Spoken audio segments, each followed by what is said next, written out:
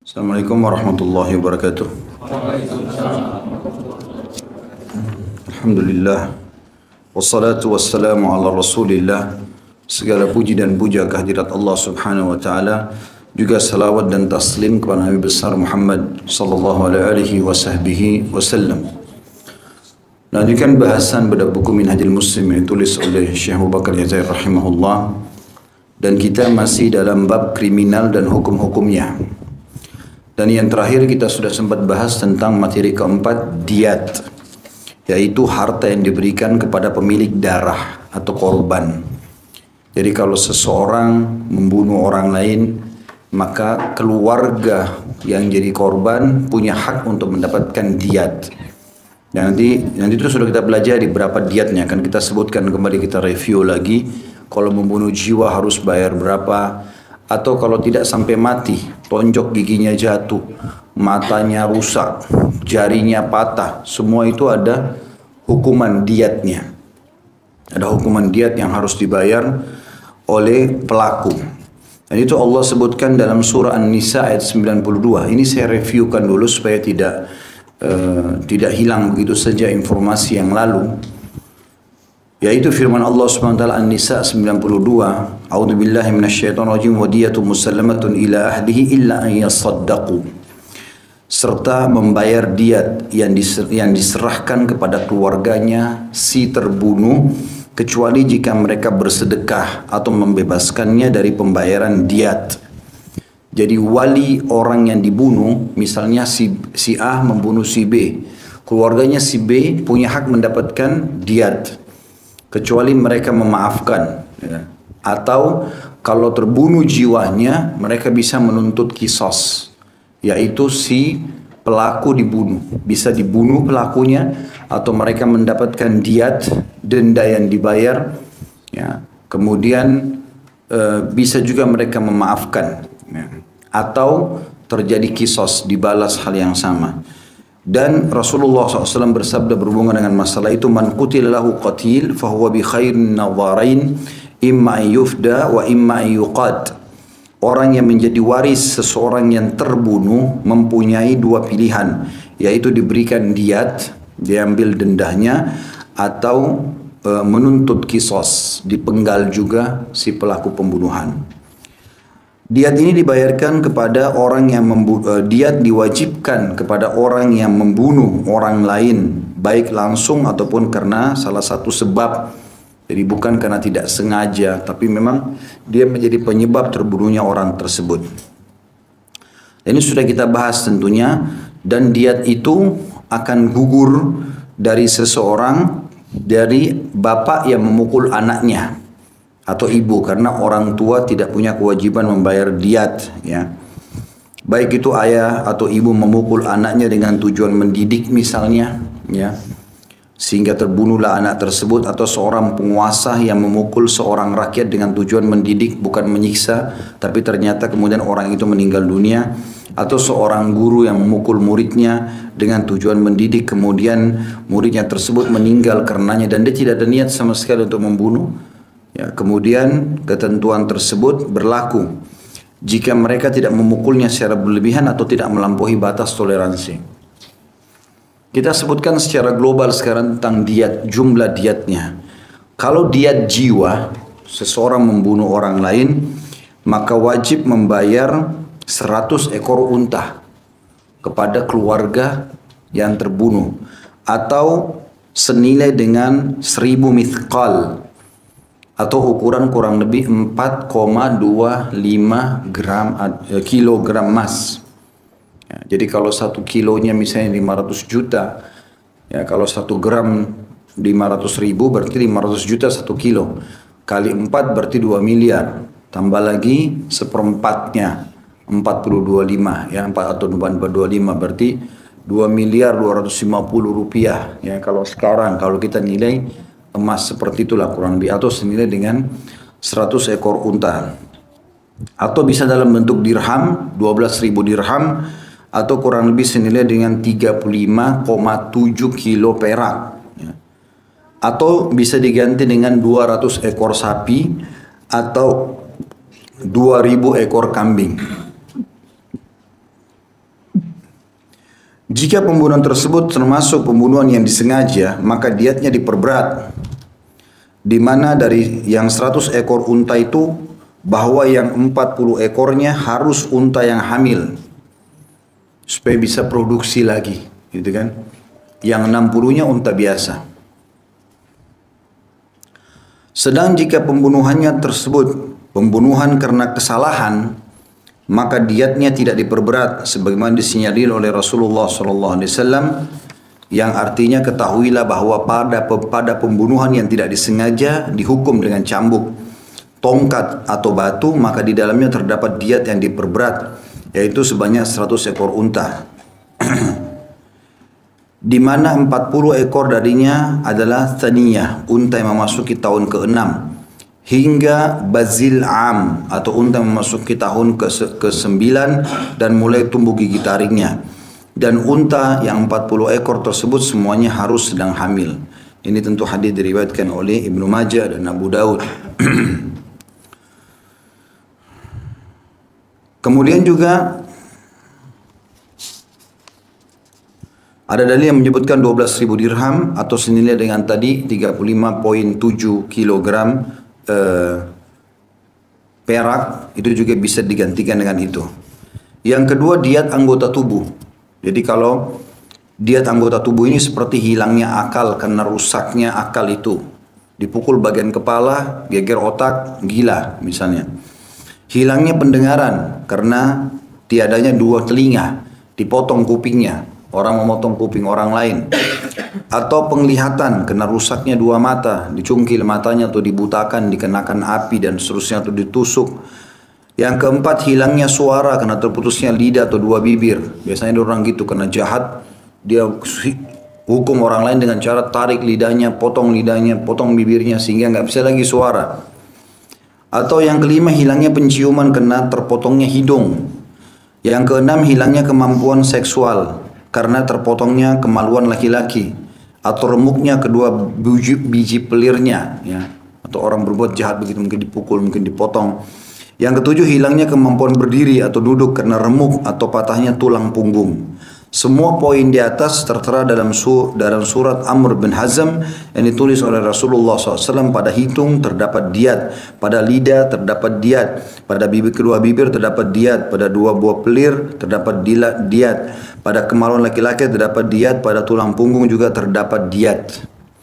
Juga Umar bin Khattab memutuskan pada orang yang memukul orang lain lalu orang yang dipukulnya kehilangan pendengaran, penglihatan, kemampuan seksualnya dan akalnya, maka orang yang memukulnya harus membayar 4 diat bila orang yang dipukulnya masih hidup.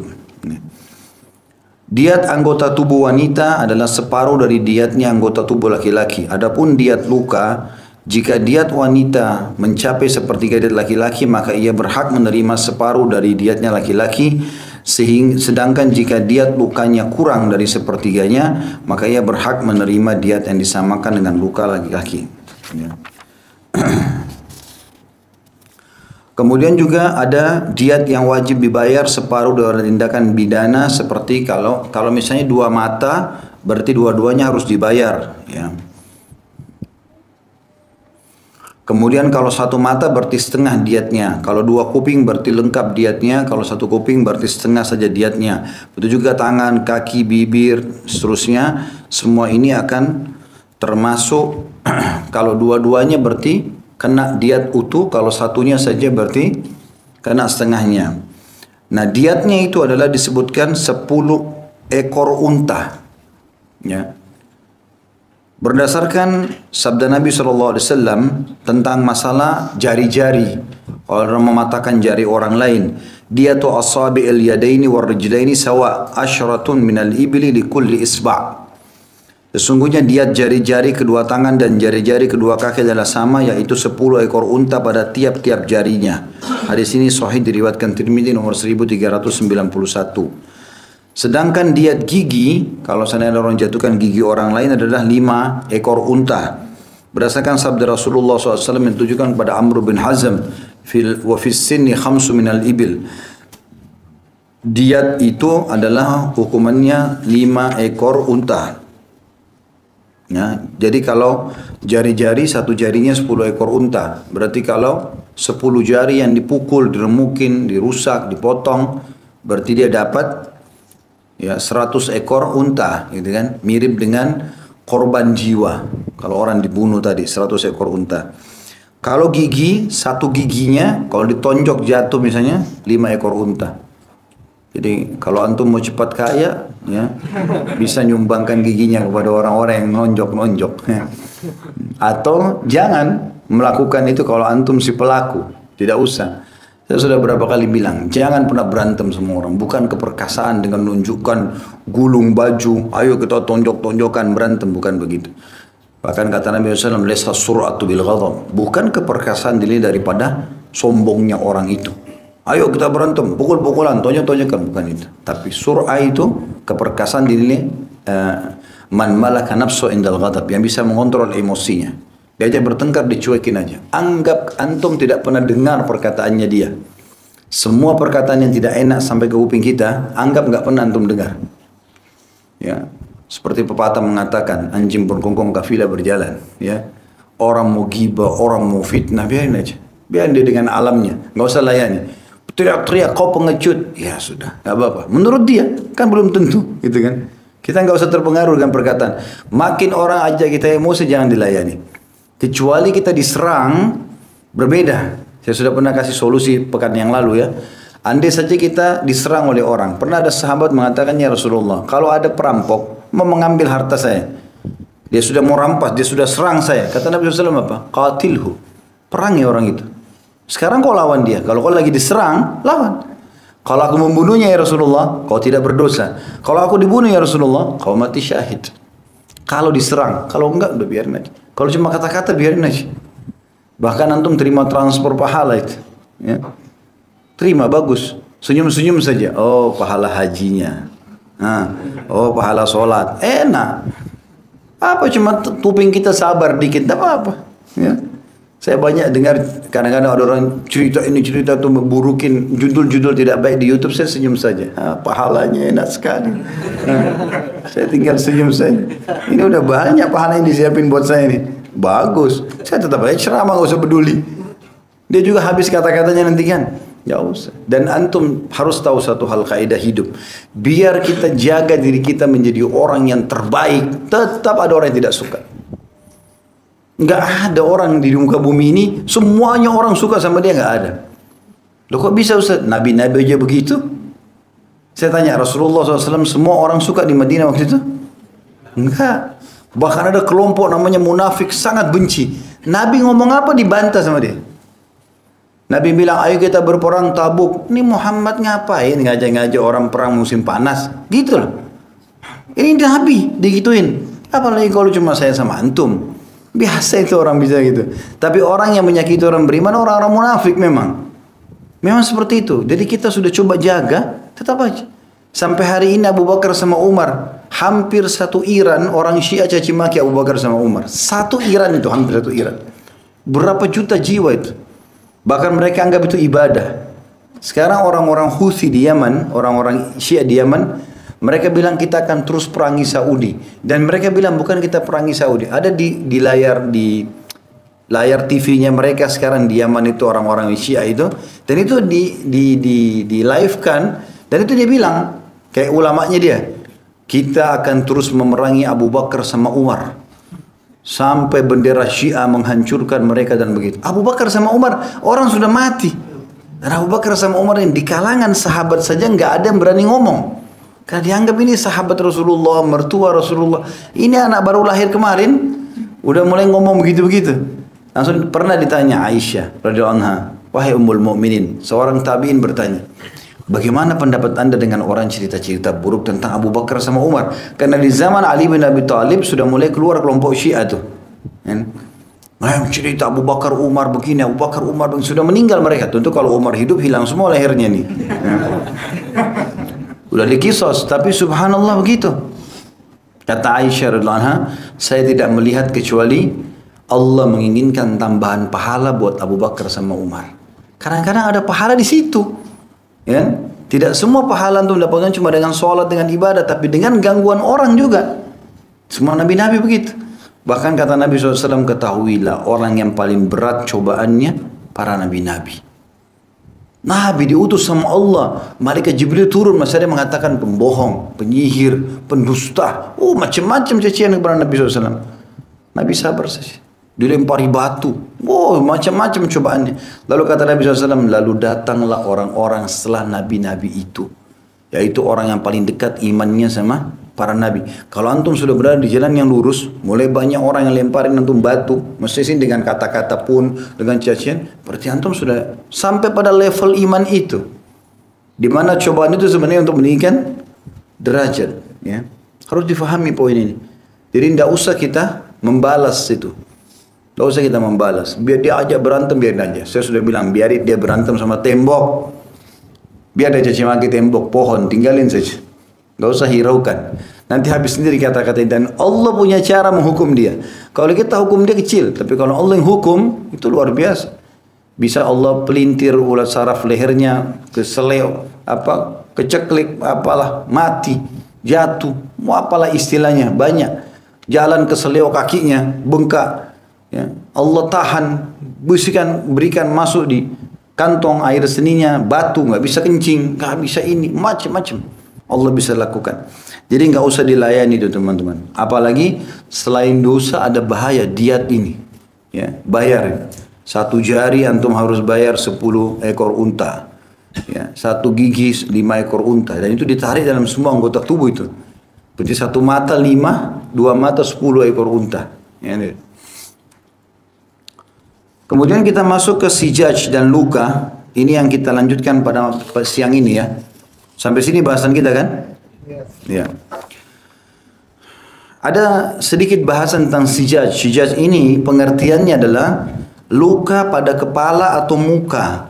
Menurut pendapat ulama salaf bahwa sijaj atau sijaj ya ada 10, di mana yang 5 luka darinya telah dijelaskan oleh pembuat syariat mengenai ketentuan diatnya, sedang yang 5 lagi tidak dijelaskan.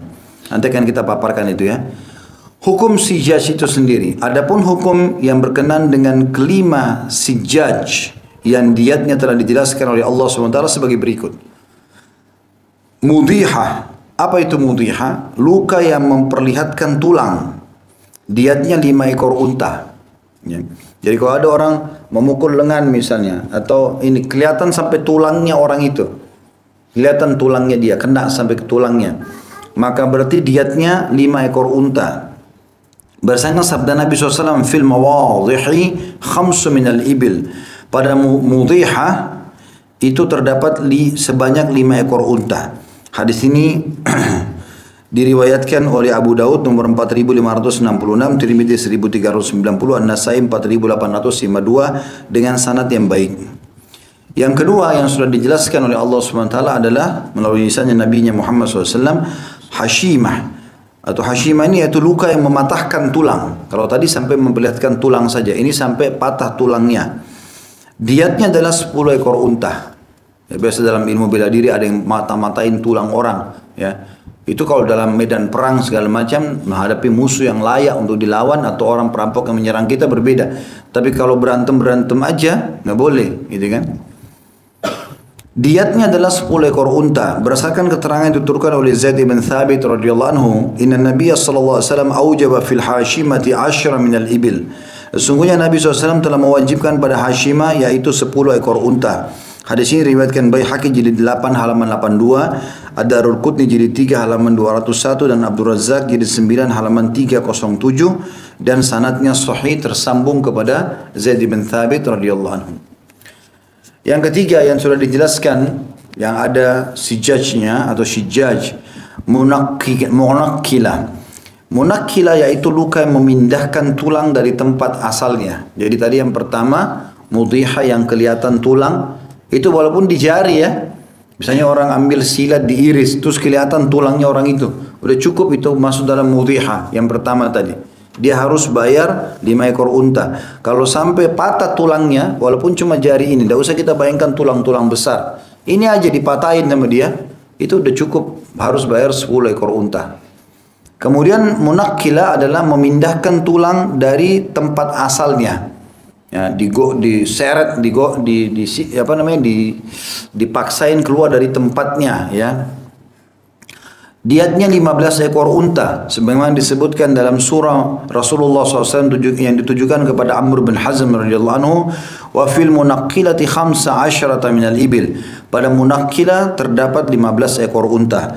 Hadis ini riwayat An-Nasai nomor 4856. Tentu ini semua bertujuan teman-teman supaya tidak terjadi kriminalisasi, ya. Tidak boleh orang sembarangan main pukul.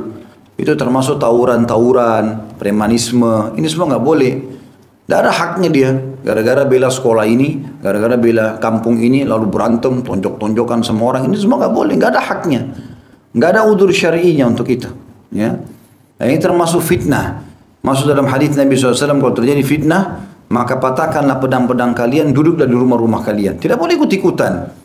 Jangan ikutan. Kalau kita diserang, berbeda. Sekali lagi, itu berbeda. Tapi kalau sudah fitnah, kita nggak tahu mana benar, mana salah. Jangan ikut-ikutan. Tidak usah terjadi, atau tidak ada ikut-ikutan. Itu yang dicontohkan oleh Abdullah bin Umar, Abdullah bin Abbas, Abdullah bin Mas'ud, sahabat-sahabat Nabi mulia pada saat terjadi peperangan antara para sahabat. Dulu pernah ada terjadi perang unta, perang Siffin, ya. Kemudian peperangan setelah itu antara Abdullah bin Zubair dengan pasukannya Yazid bin Muawiyah, terjadi sampai diserang Mekah pada saat itu. Jadi sahabat-sahabat yang mulia tidak ikut. Mereka nggak mau ikut-ikutan. Ini fitnah terjadi antara kaum muslimin. Sini takbir, sini takbir. Siapa yang kita mau bela nih? Ya, di sini syahadat, itu syahadat. Nggak ada urusan sama kita sama sekali. Ya. Makanya dikatakan Nabi SAW tidak pernah memukulkan tangannya kepada wanita juga pembantu kecuali musuh di jalan Allah. Itu pun Nabi tidak pernah membunuh secara langsung. Karena kata Nabi SAW, sungguhnya murka Allah memuncak pada orang yang dibunuh oleh nabinya. Makanya Nabi SAW tidak pernah membunuh. Karena kalau beliau bunuh berarti orang itu sangat luar biasa udah. Satu-satunya orang yang sempat meninggal, tapi itu bukan dibunuh langsung oleh Nabi SAW. Itu ada satu orang Quraisy yang sempat ingin menyerang Nabi SAW di Uhud. Jadi dia lihat Nabi SAW terpojok, dia mau coba serang. Maka Nabi SAW minta lembing, tombak kecil dari Ali bin Abi Thalib. Lalu mengatakan, berikanlah kepadaku. Lalu Nabi SAW mundur ke belakang. Lalu maju melempar dengan kencang sekali ke arah orang itu. Jaraknya jauh. Kata Ali bin Abi Thalib, kami pun semua terpental karena kuatnya Nabi SAW melempar itu. Dan sempat subhanallah orang itu pakai topi besi. Ya. Ini juga bagian badannya besi, cuma di antara topi besi sama ini ada seperti karet atau kain yang tebal. Itu yang ada celah. Tombaknya Nabi kena lehernya dia sedikit. Luka saja. Orang itu jatuh. Lalu dia teriak-teriak ketakutan. Gitu kan. Maka orang-orang Quraisy datang mengatakan, kenapa kau ini? Dia bilang, saya dibunuh oleh Muhammad. Kata mereka, cuma luka sedikit. Dia bilang, andai saja tombaknya berhasil kena saya mati. Karena takutnya gitu. Dan ternyata dia luka parah gara-gara itu, lalu meninggal gara-gara itu. Dan akhirnya Nabi SAW sebutkan, sungguh murkahnya Allah memuncak pada seseorang yang dibunuh oleh nabinya. Karena Nabi SAW tidak akan membunuh. Gitu kan. Yang kelima atau yang keempat ya. Jadi saya ulangi, mudhiha adalah pukulan yang membuat tulang kelihatan. Kemudian hashima adalah tulang yang patah. Kemudian munaqqila yang tulang yang pindah dari tempatnya. Ya. Yang keempat ma'mumah. Ya. Ma'mumah yaitu luka yang tembus hingga kulit otak. Diatnya adalah sepertiga dari diat yang utuh. Sebagaimana disebutkan dalam surat Rasulullah SAW yang ditujukan kepada Amr bin Hazm. Wa fil ma'munati thuluthud diyah. Pada ma'munah terdapat sepertiga dari diat yang utuh. Hadis ini diriwayatkan Nasai nomor 4856. Maksudnya diat yang utuh kan, kalau utuh di sini kalau misalnya dia kembali ke kulit ya, kalau utuh yang paling banyak adalah munakkilah, 15 ekor unta kan. Berarti dihitung sepertiganya, berarti dia kena 5 ekor unta. Kemudian yang kelima, damighah, yaitu luka yang merobek kulit otak. Meski luka tersebut lebih parah dari ma'mumah, akan tetapi dalam diatnya sama dengan luka ma'munah, yaitu sepertiga dari diat yang utuh. Ini adalah 5 sijaj, ya, luka-luka yang sampai pada tulang yang langsung kena diat tersendiri, dihitung tersendiri. Makin parah makin besar. Tentu yang paling besar tadi 15 ekor unta kalau tulang keluar dari persendihannya, ya. Sedangkan 5 sijaj yang diatnya tidak dijelaskan oleh Allah SWT adalah sebagai berikut. Yang pertama, harisah, yaitu luka yang merobek kulit sedikit dan tidak mengeluarkan darah atau hanya lecet saja. Jadi cuma kena sedikit pisau, luka, kena silet, kena cakaran, berdarah, ya gitu. Kemudian damiyah, yaitu luka yang mengeluarkan darah, apapun sifatnya sama tadi. Kalau tadi kan luka lecet keluar darah atau tidak sama, atau kalau sampai keluar darah namanya damiyah. Kemudian badi'ah, yaitu luka yang merobek daging. Kemudian mutalahima, yaitu luka yang lebih parah dari luka badiyah, karena luka tersebut tembus ke daging. Ya, kalau badihah tadi kena sobekan pisau, sobek dagingnya sedikit. Kalau mutalahima itu adalah lebih dalam sampai tembus ke dalam dagingnya, ya, lebih besar sobekannya. Kemudian simhaq, yaitu luka yang tidak tembus sampai tulang karena hanya merobek kulit ari yang tipis. Adapun ketentuan hukum yang berkenaan dengan diat kelima sijaj di atas menurut ulama berdasarkan kebijakan dengan asumsi bahwa jika korban adalah budak maka harganya ditaksir saat budak tersebut dalam keadaan sehat. Kemudian harganya ditaksir lagi dalam keadaan budak tersebut terkena tindakan pidana.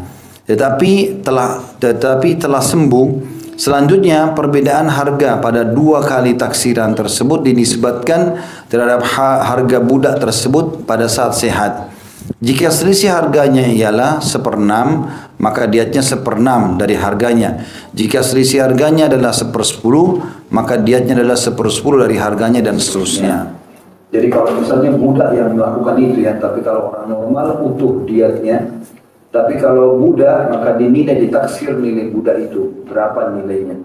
Kemudian dikeluarkanlah dari nilainya itu bisa 1/6 atau 1/10-nya.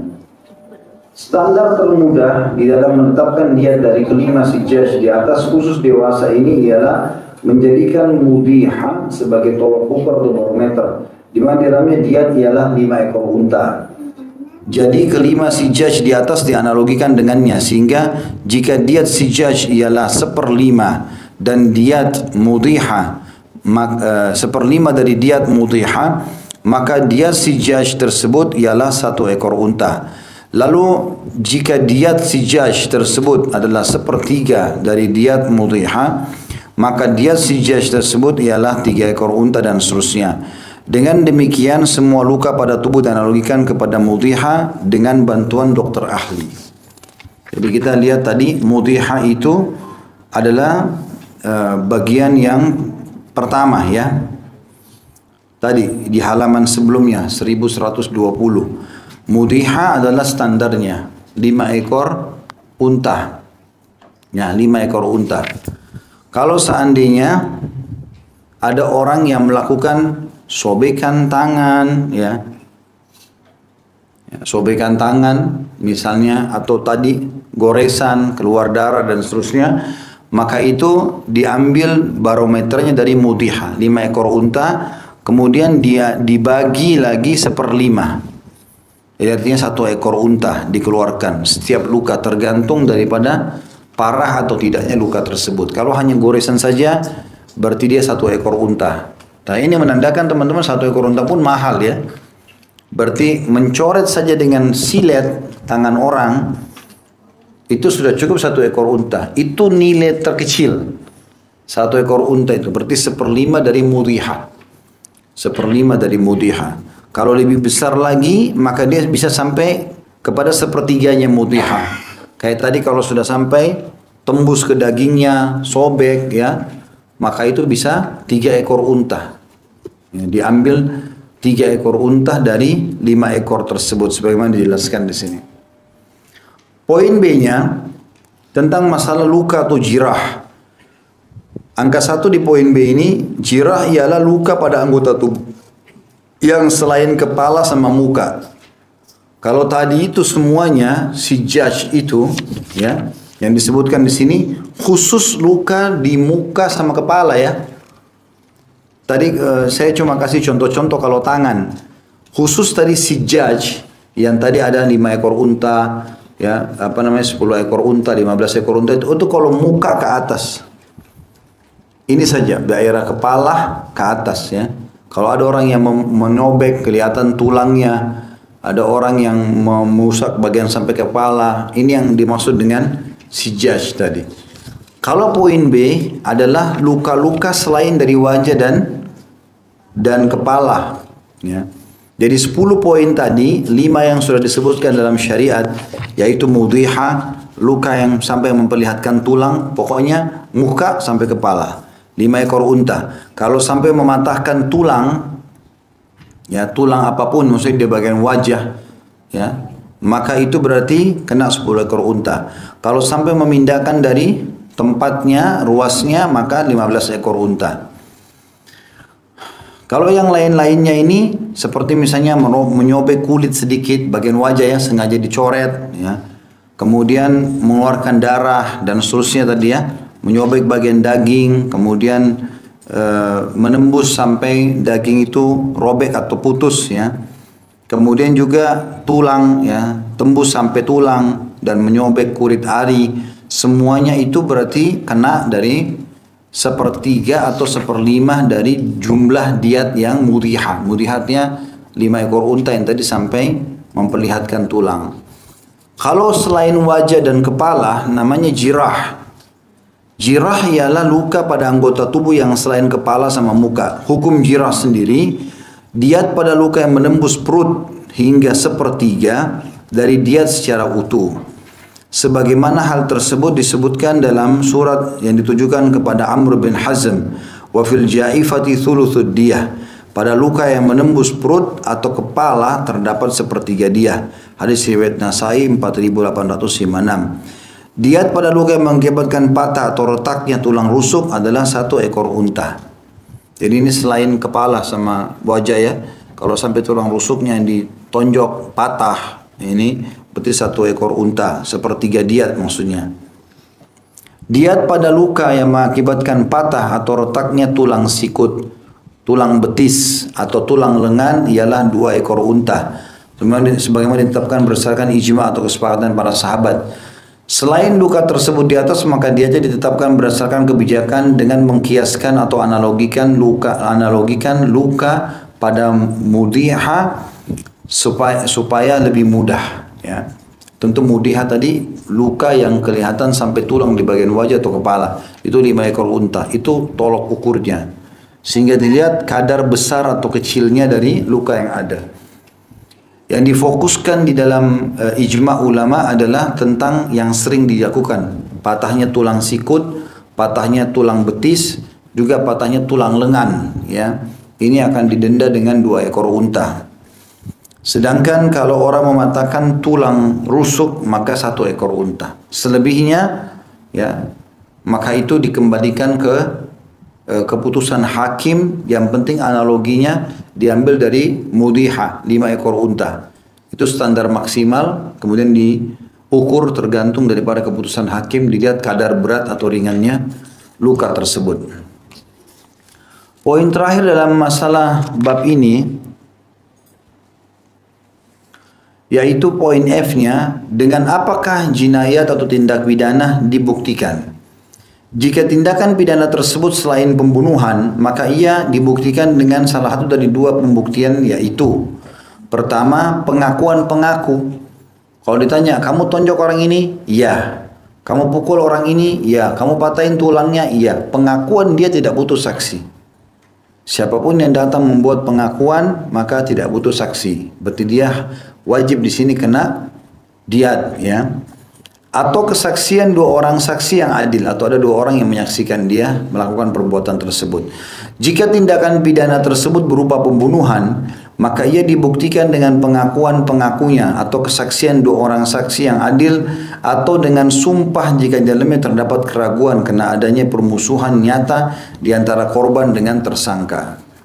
Sumpah dilakukan jika korban ditemukan dalam keadaan telah meninggal dunia, kemudian keluarganya menuduh salah seorang atau salah satu kelompok telah membunuhnya karena terjadinya permusuhan di antara mereka yang telah diketahui oleh masyarakat serta diduga kuat bahwa ia merupakan korban dari permusuhan tersebut.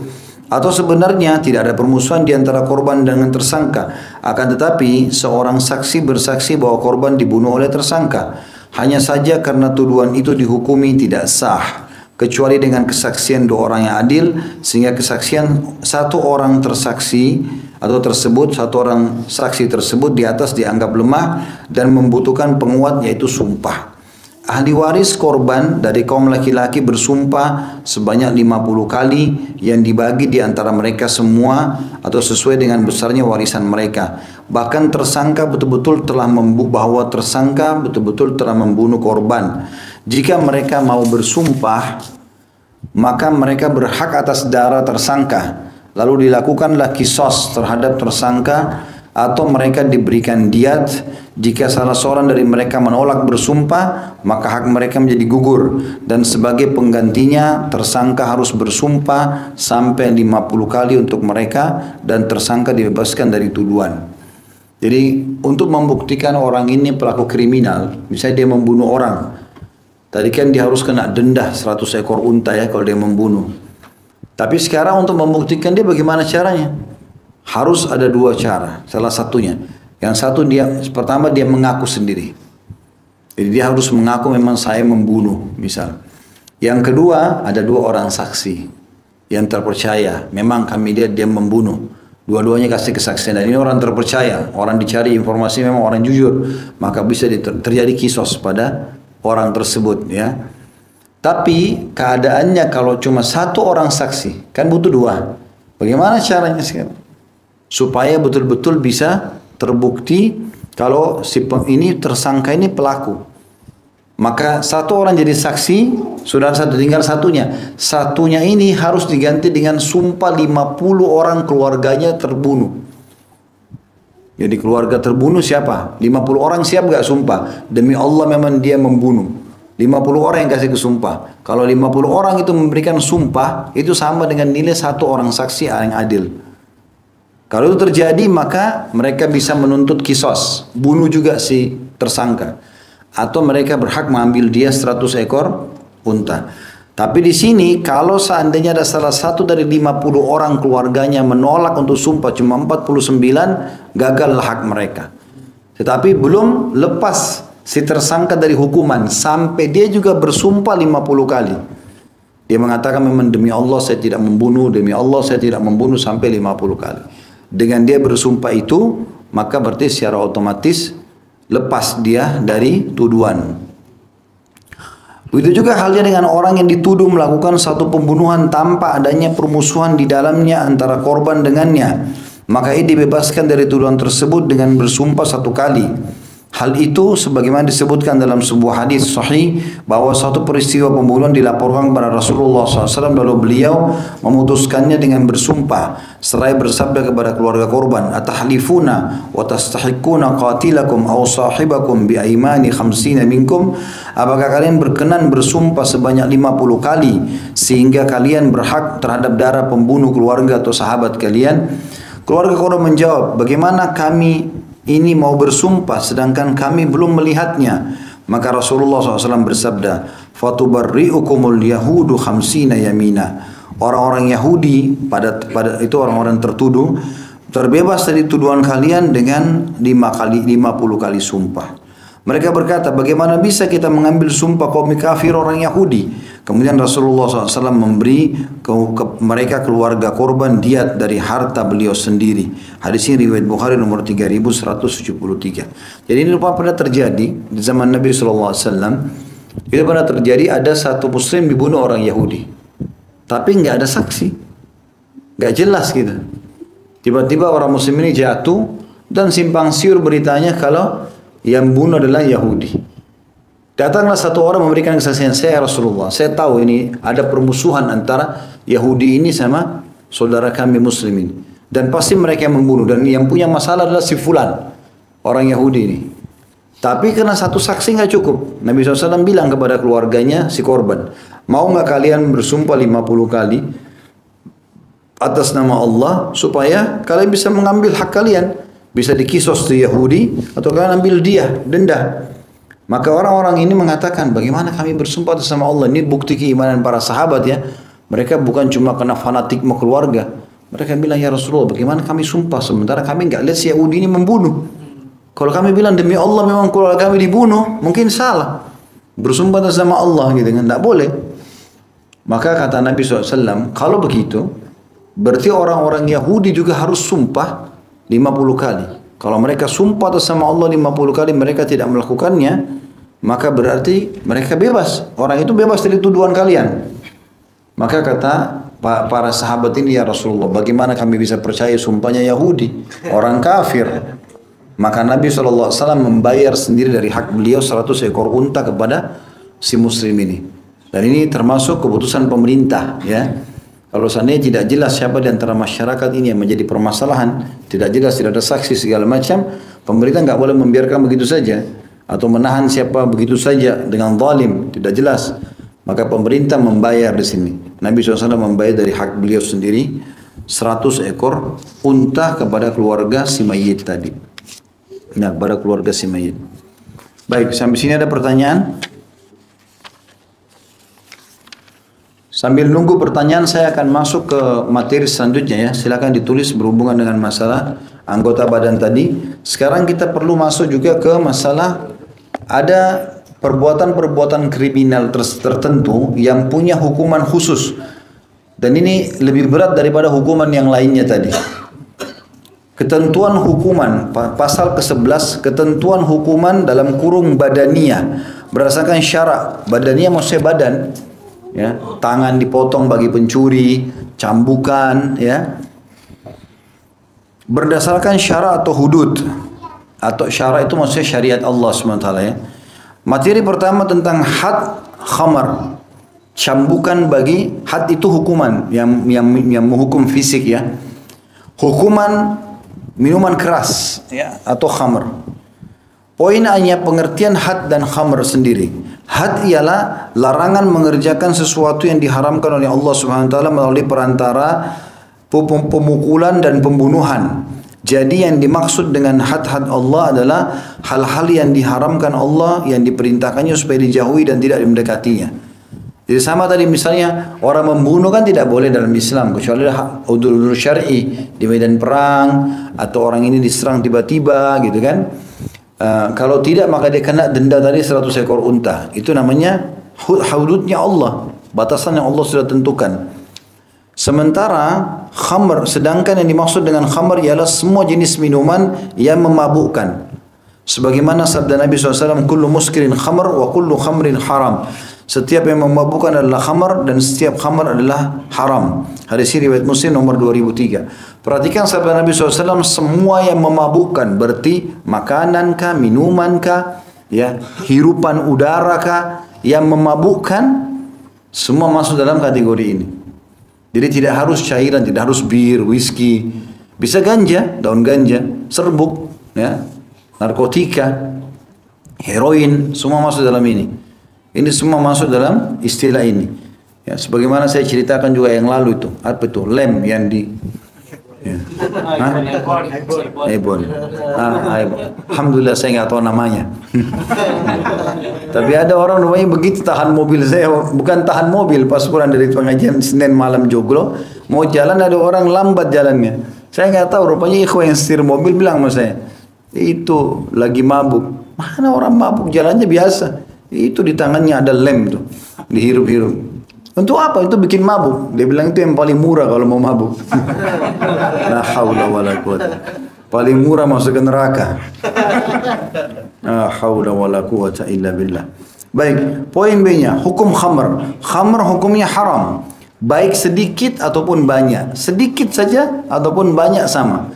Jadi mengkonsumsi satu gentong bir atau alkohol dengan satu tetes hukumnya sama. Walaupun satu tetesnya tidak mabuk. Karena dasarnya kalau diminum banyak memabukkan. Karena kata Nabi SAW, ma'askara kathiru faqaliluhu haram. Yang kalau dikonsumsi banyak memabukkan maka sedikitnya haram. Minum alkohol satu gentong mabuk gak? Baik, satu tetes berarti haram. Karena dasarnya kalau banyak bikin mabuk. Begitu pola ukurnya, ya. Makanya beliau mengatakan khamar hukumnya haram, baik sedikit ataupun banyak. Hal itu berdasarkan firman Allah SWT yang berkenaan dengan larangan minum khamar dan perjudian. Dalam surah Al-Maidah ayat 91, A'udzubillahi minasyaitonirrajim fahal antum muntahun. Maka berhentilah kamu dari mengerjakan perbuatan tersebut. Kalau kita baca dari Al-Maidah 90, maka Allah menyebutkan tentang khamar, judi, semuanya itu ya, mengundi nasib, menyembelih untuk berhala, semua itu adalah perbuatan syaitan ya, yang akan membuat sesungguhnya syaitan ingin kalian berkelahi ya, dan bermusuhan di khamar dan judi itu. Maka apakah kalian berhenti?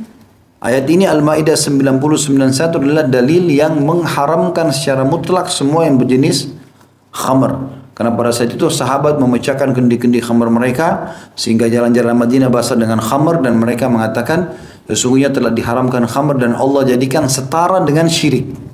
Maksudnya sama-sama dosa besar. Al-Maidah Allah mengatakan 90, fajtanibuh, jauhilah perbuatan-perbuatan itu. Juga sabda Rasulullah SAW, la'anallahu syaribal khamra wa ba'i'aha. Allah telah melaknat peminum khamar dan penjualnya. Hadis ini riwayat Abu Daud nomor 3674, Al-Hakim jilid 2 halaman 37. Tentu ini kena laknat semua ya. Dalam hadis yang lalu pernah kita pelajari, pembuatnya, pelayannya, ya, yang membantu transaksinya, semua itu. Jadi kalau orang bilang saya nggak minum khamr, cuma dia jual di supermarketnya, dia nggak minum, sama saja, karena dia mendukung, gitu kan? Semua kena laknat itu. Semua kena. Daripada minum khamr, minum susu, minum madu, sehat, bagus, ya. Enak, kenapa harus khamr? Sugestinya orang kadang-kadang dibilang enak, nggak ada enak, pahit, baunya nggak enak, segala macam. Rata-rata minum khamr kalau ditanya, sebenarnya ngaku yang sebenarnya enak nggak enak sebenarnya. Cuma bikin dia fly gitu kan, orang menghayal, melayang, jadi kayak orang lupa daratan. Itu yang buat mereka suka. Aneh betul. Orang mau sadar dia malah mau gila begitu. La haula wala quwwata illa billah. Poin C-nya, hikmah diharamkannya khamr. Di antara hikmah diharamkannya khamr adalah memelihara kesehatan akal, badan dan harta orang Islam. Ini dimaksudkan ya. Jadi subhanallah, kita kalau masuk ke dokter, yang paling pertama dokter tanya, ya, minum beralkohol nggak? Dia bilang tidak. Merokok nggak? Enggak. Nah baru naik di ranjang periksa. Tapi kalau sudah dijawab merokok, iya. Minum alkohol, iya. Udah dikasih resep langsung. Sudah tahu sumber masalahnya, Pak. Jadi dua hal ini luar biasa. Coba kita buka dulu Al-Maidah ayat 90 ya. Yang tadi karena di sini ditulis potongan ayat saja. Karena ini dalil pada saat turun terjadilah pengharaman khamr secara mutlak dan juga judi ya. Jadi kalau ada yang tanya dalilnya, inilah dalilnya. Ayat 90 saya bacakan dulu. A'udzu billahi minasyaitonir rajim. Ya ayyuhalladzina amanu innamal khamru wal maisiru wal ansabu wal azzamu rijzum min amali syaitani fajtanibuhu la'allakum tuflihun. Hai orang-orang beriman, sesungguhnya meminum khamr, berjudi, berkorban untuk berhala, mengundi nasib dengan panah. Jadi biasa mereka ambil anak bulunya anak panah itu atau batangnya ditulisin berangkat, tidak berangkat, ya, batang kedua tidak berangkat, yang ketiga kosong, kemudian ditaruh dalam kotak lalu mereka mengundi nasib, masukkan dalam kotak lalu diambil dengan tangannya tanpa melihat. Kalau keluar kalimat tertulis berangkat berarti dia, atau lakukan berarti dia akan dapat berkah. Kalau keluar yang tidak berangkat atau tidak kerjakan atau jangan kerjakan berarti dia akan celaka. Dia mengundi nasib begitu. Kalau keluar yang tidak ada tulisannya dia harus mengubah. Itu semua perbuatan buruk. Kata Allah, ya orang beriman, kalau kalian betul-betul beriman sama Allah, sungguhnya minum khamr, berjudi, berkorban untuk berhala, mengundi nasib dengan panah adalah termasuk perbuatan syaitan. Maka jauhilah perbuatan-perbuatan itu agar kamu mendapatkan keuntungan. Makna keberuntungan kata ulama adalah kebahagiaan. Kalian kalau tidak sentuh khamr, tidak kenal judi, maka semuanya hidup kalian tenang. Ini sumber permasalahan semuanya. Maka nanti akan datang semua sepupu-sepupunya itu, ya zina, ya menipu, ya berantem, itu semua saudaranya khamr dan juga judi ini. Kemudian ayat 91, innama yuridu syaitanu an yuqi'a bainakumul adawata wal baghdha fil khamri wal maisiri wa yasuddakum an dzikrillahi wa anis shalah fahal antum muntahun.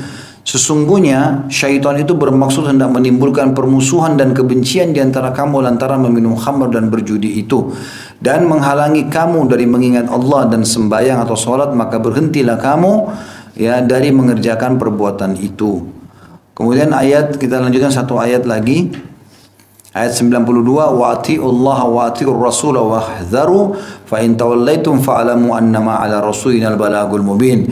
Dan taatlah kamu kepada Allah dan taatlah kamu kepada rasulnya, dan berhati-hatilah. Jika kamu berpaling, maka ketahuilah, kalau kamu tidak mau dengar, meninggalkan khamr, judi dan seterusnya tadi, jika kamu berpaling, maka ketahuilah bahwa sungguhnya kewajiban rasul kami hanyalah menyampaikan amanah dengan terang. Artinya Allah subhanahu wa ta'ala akan memberikan sesuai dengan kadar penyampaian itu. Kalau dia terima, alhamdulillah, beruntunglah dia. Dia tidak mau terima, maka akan datang hukuman.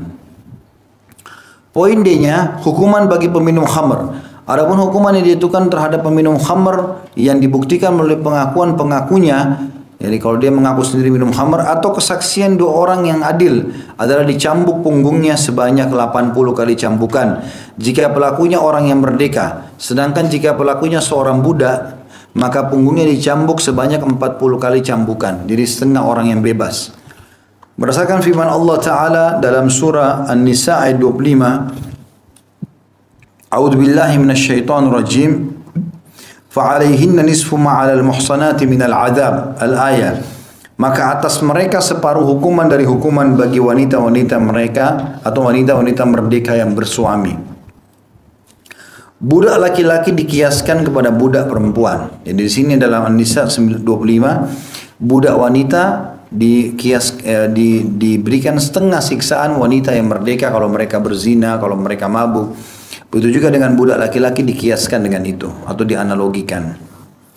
Poin E-nya, syarat diwajibkannya had atas peminum khamr. Syarat diberlakukannya hukuman had atas peminum khamr adalah pelakunya seorang muslim, berakal. Karena orang non-muslim dia tidak haram dalam agamanya atau agamanya punya hukuman sendiri, kecuali dia melakukannya di negara kita, di wilayah umat Islam, sehingga bisa mengganggu umat Islam yang lainnya, itu lain. Jadi syaratnya adalah muslim, berakal. Berakal dalam kata bukan orang gila. Orang gila kalau minum khamr nggak kena hukuman. Balik kalau anak-anak tidak ngerti, gitu kan.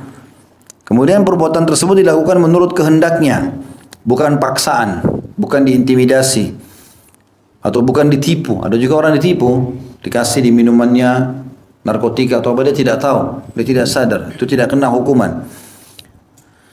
Perbuatan tersebut dilakukan menurut kehendaknya, mengetahui haramnya khamr, dan dilakukan dalam keadaan sehat, bukan dalam keadaan sakit.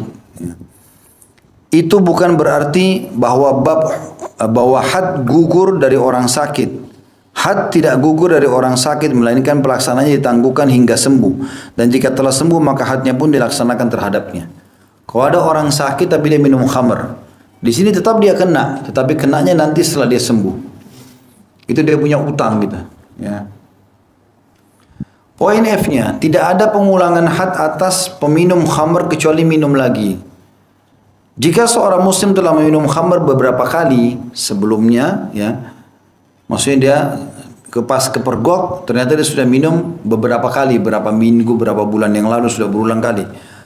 Kemudian had khamr dilaksanakan terhadapnya, karena had khamr ini, cambukan 80 derai itu dilakukan kalau dia dipergoki atau kepergok, ketahuan lagi minum khamr, gitu kan. Jadi bukan orang datang kemudian dia mengatakan saya sudah minum khamr, itu ditelusuri dulu kenapa dia mengaku. Karena tidak ada pengakuan dosa dalam Islam seperti ini. Antum punya dosa masa lalu, Allah tutupin, jangan bongkar, tutup aib itu. Tajir sama orang, dulu saya pernah nakal, dulu saya pernah begini, Allah tutupin sudah. Kata Nabi SAW, sesungguhnya orang yang paling buruk di sisi Allah di hari kiamat adalah orang yang telah Allah tutupi aibnya, lalu dia buka sendiri. Tidak boleh kita buka aib kita itu. Udah masa lalu antara kita. Saya juga pernah jelaskan, bahkan dalam rumah tangga, tidak boleh seorang suami atau istri menanyakan kepada pasangannya, apa kau pernah berzina? Apa kau pernah mabuk? Tidak usah kita tanya. Bukan urusan kita. Kita taunya dia sekarang inilah wanita solihah, inilah laki-laki soleh. Masa lalu orang kita tidak usah tahu. Urusan dia sama Allah Subhanahu Wa Taala. Kita jauh kalau dikorek-korek banyak salah kita. Kalau kita paksain, saya tidak mau gauli kau sampai kau mengaku. Kalau dia bilang, iya demi Allah saya sudah zina 1000 kali. Gimana? Kan sakit hati sendiri nanti. Jadi jika seorang muslim telah meminum khamr beberapa kali sebelum kepergok ya, kemudian had khamr dilaksanakan terhadapnya pada saat sudah kepergok atau ada 2 saksi, maka cukup baginya dengan 1 had 80 deras saja, meski ia telah meminum khamr beberapa kali. Jika ia meminum khamr kembali setelah hukuman had tadi, misalnya sudah dicambuk nih, bulan depan dia kembali ketangkap lagi. Setelah dilaksanakan had terhadapnya, jika ia meminum khamr kembali setelah dilaksanakan had terhadapnya, maka had khamr dilaksanakan lagi terhadapnya, demikian seterusnya. Ya. Tetapi kalau dalam 1 hari itu dia minum beberapa botol atau dalam 1 minggu ini minum beberapa kali, lalu kepergok terakhirnya hari terakhir dari pekan itu, maka sekali saja 80 deras saja. Poin G-nya, tata cara pelaksanaan had khamr. Itu sebelum pindah di sini ya, di dalam surah Muhammad, surah nomor 47 ayat 15, Allah Subhanahu Wa Taala menyebutkan bahwasanya di surga akan ada 4 buah lautan, ya, 4 buah lautan, laut dari susu yang tidak akan pernah berubah rasanya, tidak akan basi. Kita tahu susu kalau ditinggalkan berapa jam pun bisa rusak, tapi ini lautan tidak akan pernah berubah rasa, madu yang telah tersaring, khamar atau minuman anggur yang tidak memabukkan. Di surga itu ada, tapi tidak memabukkan. Kemudian air tawar yang manis. Kata Nabi SAW, siapa yang minum khamar di dunia, dia tidak akan meminumnya di akhirat. Artinya kalau dia tidak sempat taubat sebelum meninggal. Nah, makanya tidak perlu teman-teman, tidak perlu dicoba, tidak perlu disentuh. Lebih baik kita minum sesuatu yang sudah jelas-jelas halal, gitu kan? Saya pernah jelaskan, khamar diharamkan ada gantinya susu, madu, sirup, air putih. Kenapa harus masuk ke khamar? Hal-hal yang haram tujuannya dipelajari untuk dijauhi, bukan untuk dicoba. Tidak usah dicoba. Oh ini babi haram, saya mau coba dulu rasanya bagaimana. Tidak usah. Tidak perlu dicoba. Coba kambing, coba sapi, coba ikan yang halal. Gitu kan. Poin G-nya tata cara pelaksanaan had khamr. Hendaklah pelaksana had atas peminum khamr dilakukan dengan mendudukkan pelakunya di atas tanah dan punggungnya dicambuk dengan pukulan yang sedang atau tidak terlalu keras dan tidak terlalu ringan atau lemah sebanyak 80 kali cambukan. Demikian juga halnya dengan pelaku wanita, tapi pelakunya ditutup dengan kain yang tipis yang dapat menutupinya tapi tidak menghalangi dari cambukan. Maksudnya adalah selain bajunya, ya perempuan itu ditutup lagi dengan kain. Jadi bukan berarti dibuka pakainya lalu pakai baju tipis, enggak. Tapi maksudnya dilapis di luar pakaiannya dia. Catatan di sini, hukuman had tidak boleh dilaksanakan terhadap peminum khamr ketika udara sangat dingin atau sangat panas, karena bisa merusak kulitnya. Tujuannya adalah shock terapi nih.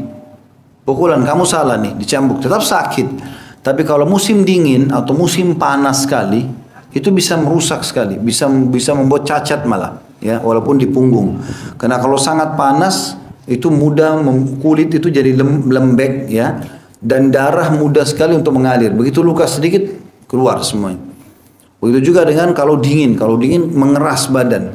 Biasanya kalau dicambuk malah bisa pecah, ya, dan itu sulit untuk dijahit atau diobati, seperti itulah. Jadi tujuannya bukan untuk merusak badan orang, walaupun dia pelaku kriminal, ya.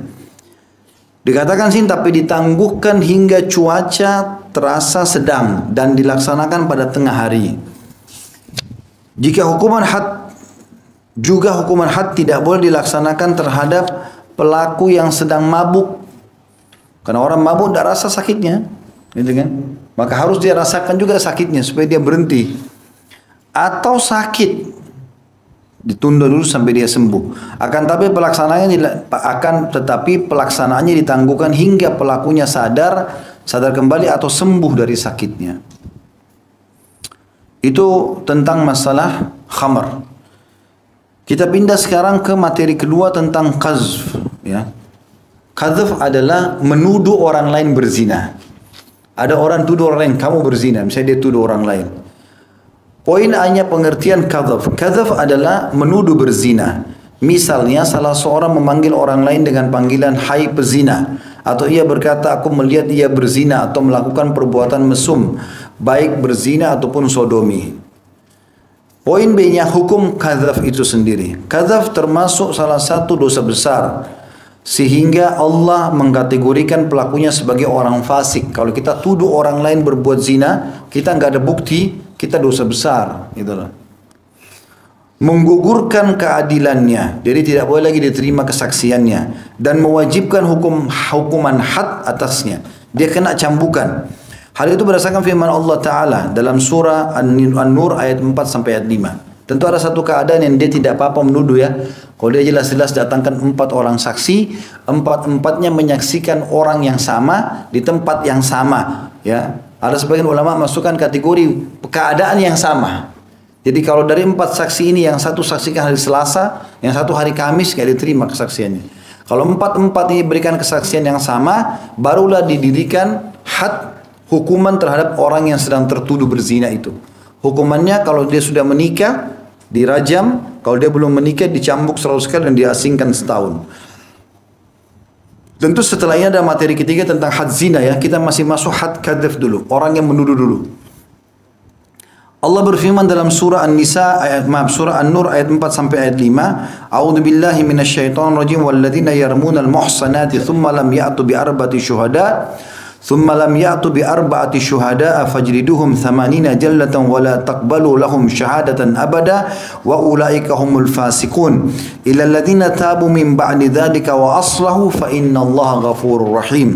Dan orang-orang yang menuduh wanita-wanita yang baik-baik berbuat zina dan mereka tidak mendatangkan 4 orang saksi, maka derahlah mereka yang menuduh itu 80 kali derah, masing-masing orang 80 derah. Dan janganlah kamu terima kesaksian mereka buat selama-lamanya. Setelah itu nggak boleh lagi jadi saksi di pengadilan, dari saksi orang menikah, udah nggak boleh lagi karena dianggap mereka berdusta. Dan mereka itulah orang-orang yang fasik, kecuali orang-orang yang bertobat sudah itu dan memperbaiki dirinya, maka sungguhnya Allah Maha Pengampun lagi Maha Penyayang. Kecuali dia pernah berbuat itu lalu dia tobat nasuha, maka kembali semuanya, kesaksian juga diterima segala macam. Tapi kalau tidak bertaubat, maka berarti tidak. Karena ini ada orang-orang seperti ini ya, dia nuduh orang, terbukti dia salah, tetap aja dia ngotot dengan tuduhannya. Maka ini berbahaya sekali, tidak taubat berarti dari kesalahannya. Poin C tentang hukum kadzaf itu sendiri. Had kadzaf adalah dicambuk sebanyak 80 kali cambukan. Hal itu berdasarkan firman Allah Ta'ala dalam surah An-Nur ayat 4. A'udzubillahi minasyaitonir rajim fajliduhum 80 jaldah. Dan derahlah mereka yang menuduh itu dengan 80 kali deraan. Juga Rasulullah SAW mencambuk para penyebar berita bohong tentang diri Aisyah radhiyallahu anha sebanyak 80 kali cambukan. Karena pernah kan Aisyah dituduh oleh 3 orang ya pada saat itu, Muslim Nabi Muslih, Hamna binti Jahash dengan Hasan bin Thabit. 3 orang sahabat ini sempat menyebarkan gosip tentang Aisyah berzina. Akhirnya karena tidak terbukti, mereka tidak punya saksi, dicambuklah mereka 80 derah. Walaupun yang pertama gosipnya muncul dari orang-orang munafik ya. Baik, poin D-nya, hikmah disyariatkannya had kadzaf. Di antara hikmah disyariatkannya had kadzaf adalah memelihara kehormatan dan kemuliaan orang Islam, supaya tidak semua orang main tuduh fulan berzina berarti dirajam, fulan berzina berarti dirajam, kan jadi masalah. Dan memelihara masyarakat dari perbuatan mesum serta akhlak tercela yang tersebar di dalamnya, yang sengaja disebarkan di antara kaum muslimin yang notabene adalah orang-orang adil dan suci. Ini termasuk sekarang menyebarkan di medsos ya. Ini masuk dalamnya ini. Sama. Menyebarluaskan kalau orang berbuat mesum dan tidak. Padahal sebenarnya bohong. Foto diedit-edit apa segala macam. Ini bahaya. Poin yang terakhir, syarat diberlakukannya had kadzaf. Kapan dipukul atau untuk kepada siapa dipukul 80 derah itu. Dalam pemberlakuan had kadzaf disyaratkan terpenuhi hal-hal sebagai berikut. Yang pertama, pelaku kadzaf adalah seorang muslim, berakal dan balik. Ini sama tadi. Dia muslim, kalau orang kafir itu urusannya orang kafir, di negara orang kafir. Kecuali dia buat di negara kita, di wilayah Islam, maka kita hukum dengan hukum Islam. Berakal maksudnya bukan orang gila dan balik berarti sudah balik. Yang kedua, orang yang dituduh berzina adalah orang bersih, yang tidak pernah dikenal di kalangan masyarakat sebagai pezina. Jadi harusnya orang yang menuduh ini, gitu kan, yang dia bisa kena hukuman kadzaf kalau dia tuduh itu bukan pezina. Orang tidak tahu pezina, orang baik-baik, tapi dia bilang ini orang pezina. Kalau yang dia tunjuk itu pezina, beda. Memang satu dunia tahu dia pezina. Misal orang itu memang pelacur, lalu dia bilang ini orang pezina nih, saya tahu. Itu dia nggak kena hukuman ini, karena memang yang ditunjuk betul pezina. Tapi kalau dia tunjuk di sini adalah orang yang dituduh berzina adalah orang bersih yang tidak pernah dikenal di kalangan masyarakat sebagai pezina. Itu yang dituduh sama dia, malah orang baik-baik. Nah ini berarti yang menuduhnya bisa berbahaya nih, terancam dia di sini. Seperti kasus tadi 3 sahabat yang menuduh Aisyah radhiyallahu anha ajma'in. Yang ketiga, orang yang dituduh berzina menuntut diberlakukannya had terhadap penuduhnya karena ia mempunyai hak tersebut. Tetapi jika ia memaafkan maka hal itu diperbolehkan. Kalau orang yang dituduh berzina memaafkan, ya sudah. Tapi kalau dia bilang enggak, saya mau dihukum, maka dicambuklah mereka 80 derah. Yang terakhir, yang keempat, penuduh tidak dapat mendatangkan 4 orang saksi yang bersaksi akan kebenaran tuduhannya terhadap tertuduh. Jika kadzaf tidak memenuhi salah satu dari persyaratan di atas, maka had kadzaf tidak dapat dilaksanakan. Baik, mungkin kita cukup sampai sini insyaallah. Nanti kita lanjutkan pertemuan akan datang lagi dengan had zina, dan pertanyaan masalah kadzaf ini bisa bersambung dengan zina. Karena kadzaf adalah orang yang menuduh berzina, sementara had zina di materi ketiga adalah si pelaku pezinanya sendiri. Dihukum seperti apa? Allahu a'lam. Itu saja, semoga bermanfaat. Subhanakallahumma bihamdika asyhadu an la ilaha illa anta astaghfiruka wa atubu ilaik. Wassalamualaikum warahmatullahi wabarakatuh.